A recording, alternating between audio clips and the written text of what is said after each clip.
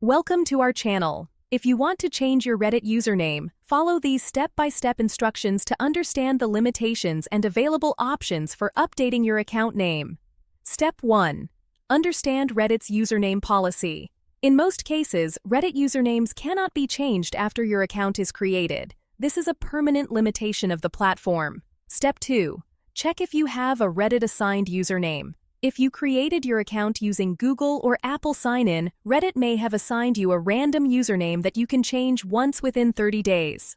Step 3. To change a Reddit-assigned username, tap on your profile picture in the top right corner of the Reddit app or website. Select My Profile from the menu. Step 4. If you are eligible to change your username, you will see a prompt that says, Change Username, or You're able to change your username.